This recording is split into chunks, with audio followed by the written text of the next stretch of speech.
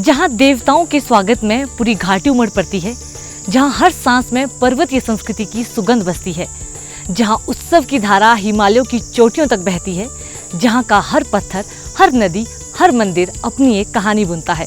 तो चलिए आपको ले चलते हैं जीवित देवताओं की घाटी कुल्लू में। कुल्लू जो इन दिनों आध्यात्म और संस्कृति के रंग में रंगा हुआ है, जहाँ हर तरफ दशहरे की धूम होती है। यहाँ दशहरा केवल एक पर्व नहीं बल्कि आस्था, परंपरा और लोक कला का अनूठा संगम है।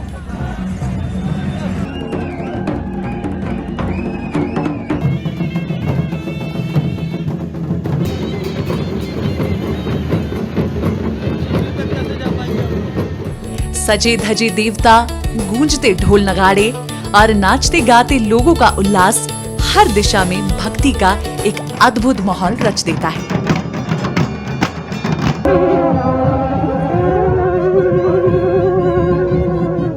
कुल्लू का दशहरा भारत ही नहीं बल्कि पूरी दुनिया में संस्कृति और एकता का अनूठा संदेश देता है। तो आइए इस अलौकिक उत्सव के रंग में रंग जाएं, जहां हर घाट, हर गली बन जाती है आस्था और संस्कृति का उत्सव। कुल्लू का दशहरा जहां परंपरा का हर रंग और भक्ति का हर स्वर मिलकर रचते हैं एक अद्भुत संसार। हजारों लोग इस ऐतिहासिक यात्रा के साक्षी बनते हैं और महसूस करते हैं देवी देवताओं की जीवंत उपस्थिति। दशहरे का शुभारंभ एक विशेष परंपरा से होता है। घाटी के सभी देवी देवता सबसे पहले भगवान रघुनाथ के मंदिर में हाजिरी लगाते हैं और वहीं से आरंभ होती है देव मिलन की पावन रस्म।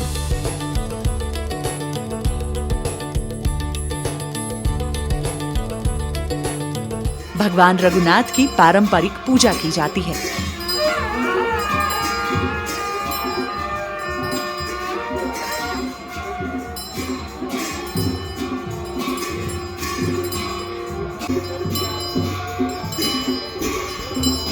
और उन्हें पालकी में बिठाकर ढालपुर मैदान लाया जाता है। सभी देवी देवता अपने अस्थायी शिविरों से निकलकर भगवान रघुनाथ जी की पालकी के साथ ढालपुर मैदान की ओर प्रस्थान करते हैं। जैसे ही भगवान रघुनाथ की पालकी मैदान में पहुंचती है, पूरी घाटी जय श्री राम के जयकारों से गूंज उठती है और वातावरण भक्तिमय हो जाता है। इसके बाद राज परिवार की दादी माता हडिम्बा का रथ जब मैदान में पहुंचता है तो भगवान रघुनाथ के रथ के पर्दे हटा दिए जाते हैं। ये दृश्य देव मानव मिलन का प्रतीक माना जाता है और ये परंपरा, भक्ति और आस्था का अद्भुत संगम है। रथ यात्रा को देखने के लिए लाखों लोगों का हुजूम उमड़ पड़ता है। ढोल नगाड़ों, वाद्य यंत्रों, गीत संगीत और लोक नृत्य की मंगल ध्वनियों के बीच यह शोभा यात्रा एक आध्यात्मिक अनुभव बन जाती है।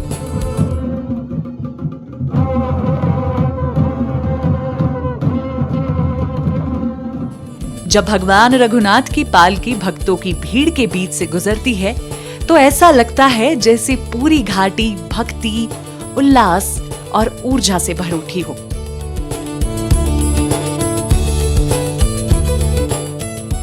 कुल्लू दशहरा में भगवान रघुनाथ जी के मुख्य कारदार की भूमिका राज परिवार के वंशज निभाते हैं। वर्तमान में राजा महेश्वर सिंह के पुत्र दानवेंद्र सिंह भगवान रघुनाथ के कारदार हैं। उनकी यह भूमिका केवल परंपरा का निर्वाह नहीं बल्कि भक्ति और दायित्व का प्रतीक भी है।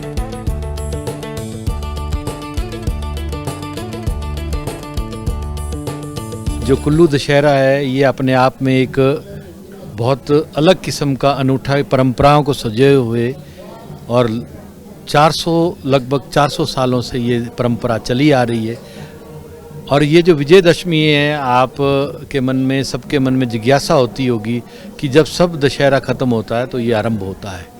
किंतु ऐसा जो है इसलिए है क्योंकि रामायण में भी कई प्रकार की रामायण लिखी गई है। उनमें ये भी है कि भगवान राम ने 10 दिन दुर्गा माँ की आराधना की थी और विजयदशमी वाले दिन लंका पर चढ़ाई की थी। और लंका पर जब जो रावण वध हुआ वो पूर्णमासी में हुआ था। इसके साथ ही भगवान राम के साथ देवी देवता जो चलते हैं, रथ यात्रा जो होती है, उसमें जो रघुनाथ जी के साथ जब चलते हैं, आपने रामायण में भी देखा होगा और पढ़ा होगा कि सब देवी देवता विभिन्न रूप लेके चलते हैं। तो ये उसी प्रकार से चलते हैं। और अब महत्वपूर्ण प्रश्न जो आपका रहता है कि हिडम्बा का इसमें क्या रोल है। देवी हिडम्बा जो है दुर्गा के रूप में आती है और रामायण और महाभारत का कोई लिंक नहीं है, किंतु दुर्गा रूप में आती हैं। महाभारत काल में जब महाभारत युद्ध समाप्त हुआ, उसके बाद भगवान कृष्ण के सामने हिडम्बा जी ने इच्छा जाहिर की कि मैं भी अब हस्तिनापुर चलूँगी और राजपाट में रहूँगी। कृष्ण जी ने उन्हें सलाह दी कि आप वहाँ जाके एक रानी के रूप में रहेंगी और रानियाँ तो बहुत हैं, तो आप लुप्त हो जाएंगी, तो आप यहाँ तपस्या कीजिए और मैं आपको वरदान देता हूँ कि कलयुग में आपको दुर्गा के रूप में पूजा जाएगा। अंतर्राष्ट्रीय कुल्लू दशहरा, जिसे देव महाकुंभ के नाम से भी जाना जाता है, जहां अगले 7 दिन देव संस्कृति की झलक देखने को मिलती है। ये वो स्थान है जहां से कुल्लू दशहरा की कहानी शुरू होती है और ये मंदिर है भगवान रघुनाथ जी का, जो कुल्लू के आराध्य देव भी है। जहां देश में एक और रावण दहन करके दशहरा का पर्व मनाया जाता है, वहीं कुल्लू में गढ़ी जाती है एक अनोखी दशहरा की कहानी। यहाँ पे ना तो रावण का पुतला जलाया जाता है और ना ही यहाँ पे रावण दहन किया जाता है। यहाँ राज परिवार की माता हिडिंबा देवी के आगमन से शुरू होता है कुल्लू दशहरा।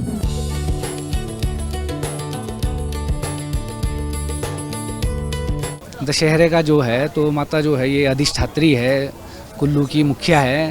तो और साथ में जो राजपाट है कुल्लू का, वो माता द्वारा ही राजा विहंग मणिपाल को उन्हें दिया गया था।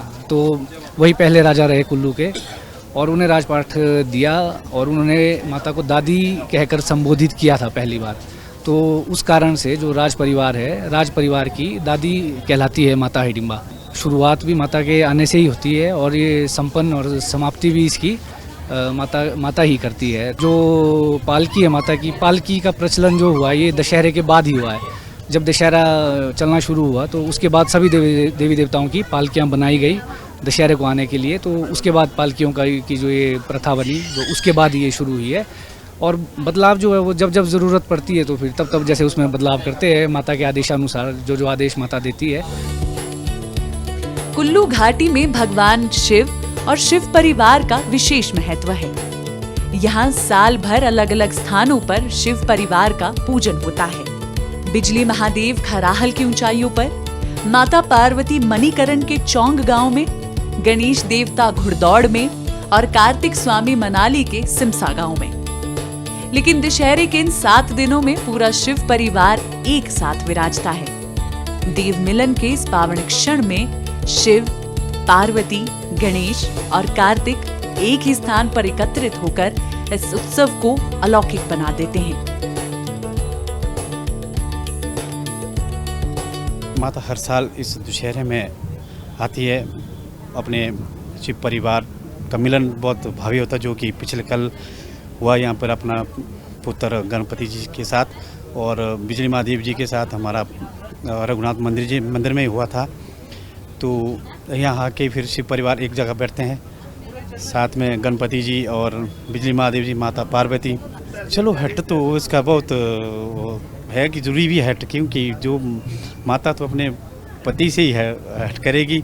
हो भी चुकी है, 1-2 बार ऐसी बातें हो चुकी है कि जब माता जब जाती है बिजली महादेव, जब अपने लिए मांगती है तो जो हमारा जो लगा हुआ है सुहाग जिसे कहते हैं कि बालू, इसके लिए माता ने 1-2 बार हट कर दिए। तो और इन्होंने विधि भी दिया कि माता जी को यानी कि सुहाग जो होता है कि अवश्य दिया जाता है। तो 2-3 बार हुआ ऐसा, 2-3 बार इन्होंने दे भी दिया। और अब तो जब भी बिजली महादेव जी का जो भी सामान बनता है, सोना चांदी का आभूषण जो भी बनते हैं, तो माता जी के लिए कुछ न कुछ उठा के जरूर रखते हैं। तो यहाँ दशहरे में जब एक इनका अपना ही महत्व होता है, शिव पार्वती और गणेश जी का। कार्तिकी तो ऊपर स्कूल के वहाँ रहते हैं, तो ये तीनों यहाँ रहते हैं। जब मोहल्ले के दिन जब वहाँ चले जाते हैं तो वो दिन होता है देखने लायक। तो दुनिया देखती है इनकी, जब ये यहाँ से रथ के साथ चलते हैं ना, ये मोहल्ले के दिन होता है, जब मोहल्ला होता है ना छठे दिन, उस दिन 3 बजे के बाद वो दिन होता बड़ा, लोग दुनिया देखती है इनका। जब सारे गणेश जी, पार्वती जी, महादेव जी जब चलते हैं यहाँ से, तो इनका बहुत महत्व है। और ज़्यादा शिव जी का, बिजली महादेव जी ज़्यादा महत्व है। जब पर से रघुनाथ जी आएंगे तो बिजली महादेव जी उनको यहाँ लाएंगे, और लंका दहन के बाद उन्हीं का ये वो उनको अपने स्थान पर पहुँचा देंगे। पहले बड़ा ऐसे छोटे छोटे बच्चे होते थे, तो बच्चों ने ऐसे रथ बना लिया था, जैसे खिलौने टाइप है, तो करते रहते थे। उसमें कला आ गई, गणेश जी उत्पन्न हो गए। फिर इनका रथ लगा बनने, तो हमारे होते ना कारीगर, पुराने लोग, तो बच्चों ने कोई कहाँ से लाए पत्थर लक्कड़, कोई कहाँ से लाया, इसको बना लेना।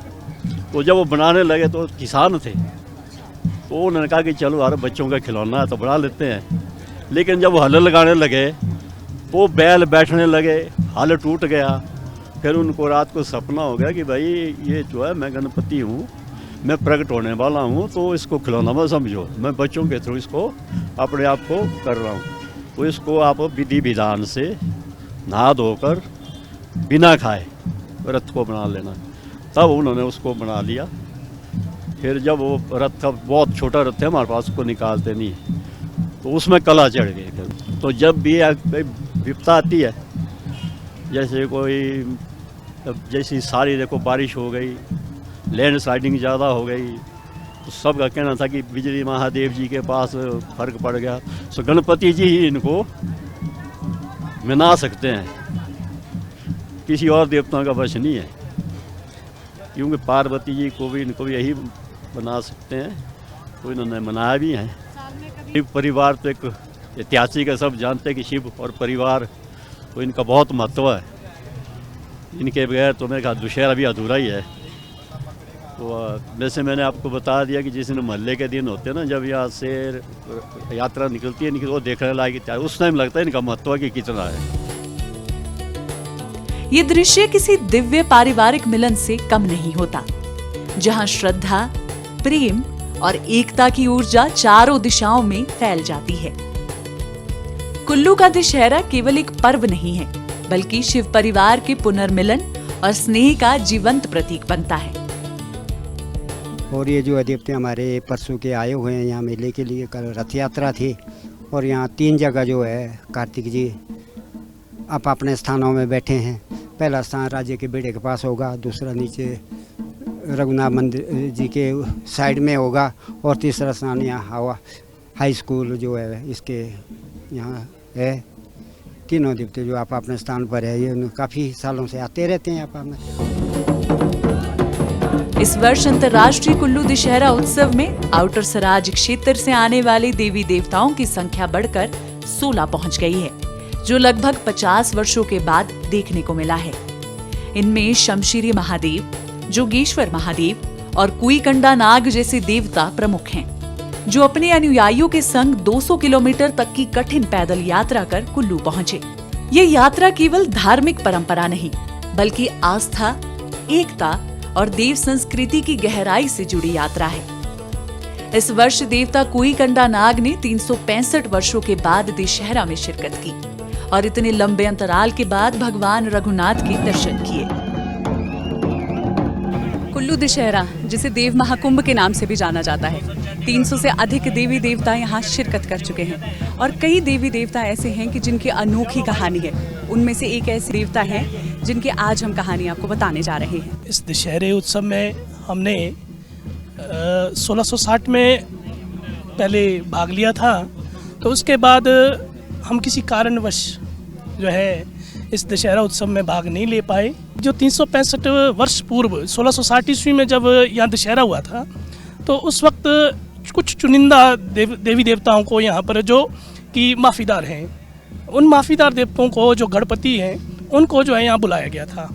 तो उसी में से एक हमारे जो अनंत जिन्हें हम अनंत कुईकंडा नाग जी के नाम से जानते हैं। और लगभग हमारा जो ऑटर सिराज है, लगभग सभी जानते हैं कि इनका जो ये माता के ज्येष्ठ पुत्र हैं। तो 1660 में जब ये दशहरा उत्सव हुआ था, राजा जगत सिंह जी ने शुरू किया था। किसी कारणवश उनकी बीमारी के कारण जो उन्होंने राजा रघुनाथ जी को यहाँ कुल्लू में लाया, उसके बाद जो दशहरा उत्सव हुआ उसी की खुशी में, तो उस वक्त हमारे जो देवता साहिब हैं, ये हमारे देवता साहिब उसमें शिरकत की थी। तो शिरकत करने के दौरान वहाँ एक बेड़े में, जिसे हम राज दरबार कहते हैं और ऐसे हम अपनी भाषा में उसे बेड़ा कहते हैं, तो उस बेड़े में एक प्रौढ़ टाइप की होती है जी। जो प्रौढ़ है ये उस प्रौढ़ के नीचे से नहीं जाता है जी, प्रवेश नहीं करता है।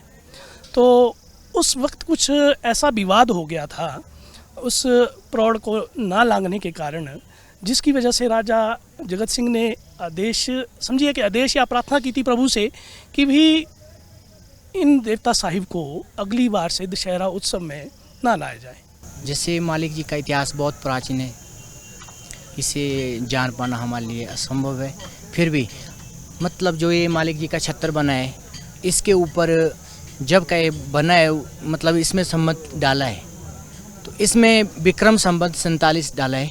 अभी विक्रम संवत 2082 चला है। तो इस मतलब जो इस पे अंकित किया गया है उसके अनुसार ये छत्र 2035 साल पुराना है। ठीक है जी। अब 2035 साल पुराना नाग देवता जी का छत्र है, तो हम खुद मतलब अनुमान लगा सकते हैं कि जब चांदी का छत्र 2035 साल पहले बन गया तो इनका रथ तो बहुत पहले बन गया। ठीक है जी।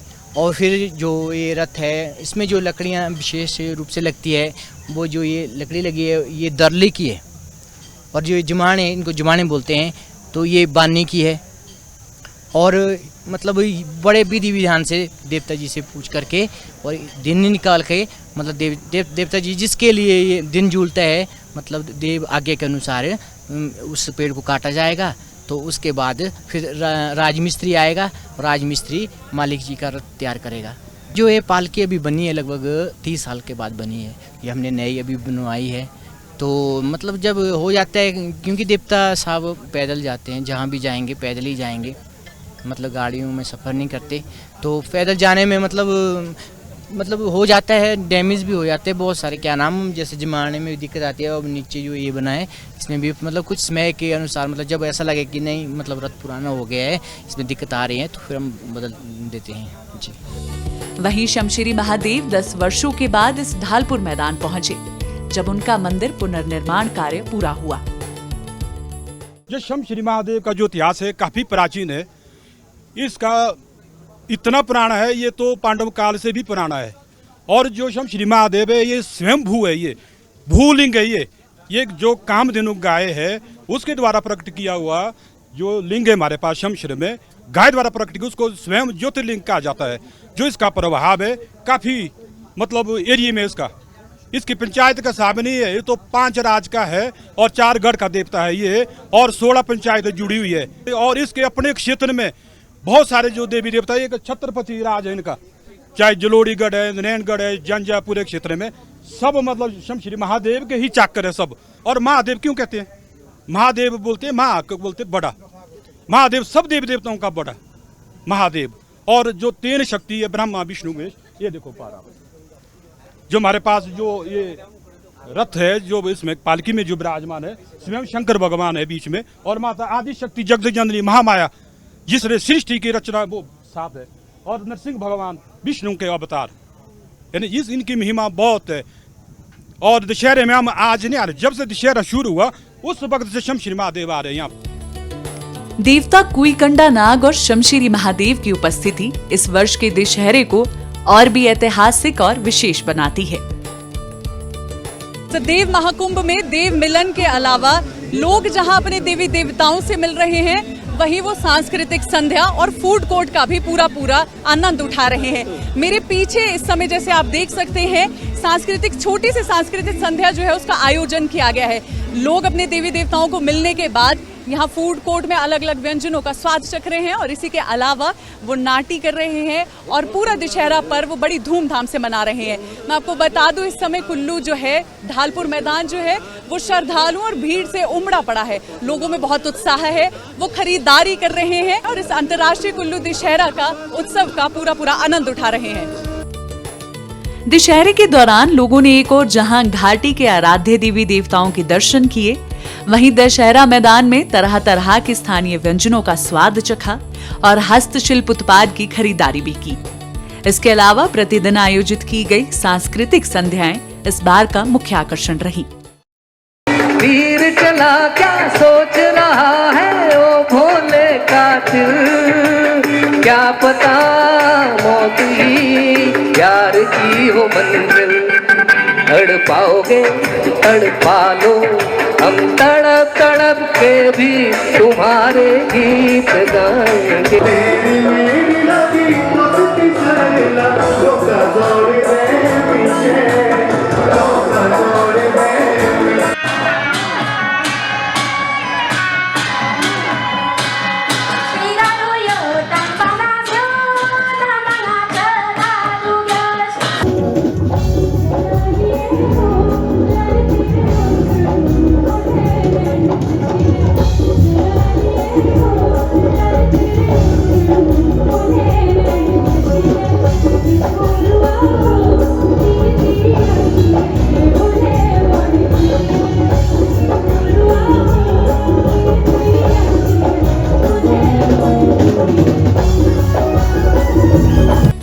कुल्लू दशहरा में प्रदेश व देश के ही नहीं बल्कि विदेश से आए लोग भी आस्था के रंग में रंग जाते हैं। Okay. Good morning, namaste. My name is Deep Priya. This is my name Guruji gave me, and I'm initially from France, and I've been blessed to be able to spend a lot of time in the ground of Mother Bharat. And Dashara for me, it's so special. You know, yesterday we were discussing that the meaning of Dashara, it's that it has a name 10 in it, Das, and it's to remove the 10 doors of perception that prevents us to access the infinite, the internal reality. And I feel like in all the devotion, and people have walked for many days, all the deity, I don't know them all, I feel like to know a lot more. But this deity is Raghunath, and then sometime I go meditate in the Raghunath temple in Sultanpur, and it's just so lovely. The ladies are coming and singing, and I just feel very blessed. And I find that one of the beautiful things of the people of Himachal Pradesh is that they live with the gods. They live with an invisible dimension that is blessing their life, even in all the trouble we had with that tremendous monsoon. As there is just great blessings everywhere. And I'm very grateful to be here, very grateful to meet you all. My name is Aditya, and I came in the valley many times, maybe like 10 times, but that's my second experience of Dussehra. And it's very different from 2 years ago. I don't know, I feel there is a certain softness in the air this morning at least, and seeing all the devotion of all the villages getting together and doing gesture that their ancestors have been doing for like thousands of years. It's very moving. It's very moving. Kullu का दशहरा जहां हर देवता में आस्था की शक्ति है, हर परंपरा में संस्कृति की झलक है और हर हृदय में एकता का भाव। कुल्लू दशहरा एक ऐसा पर्व जो समय से परे है, जहां मनुष्य और देवता, परंपरा और आधुनिकता सब मिलकर बनाते हैं आस्था का महाकुंभ। देव संस्कृति एक परंपरा नहीं बल्कि पीढ़ियों से चला आ रहा विश्वास है। कुल्लू दशहरा हमें सिखाता है समय कितना भी बदले, हमारी आस्था और संस्कृति की नींव हमेशा मजबूत रहेगी। अगली बार फिर मुलाकात होगी इस पावन धरती पर। तब तक के लिए नमस्कार।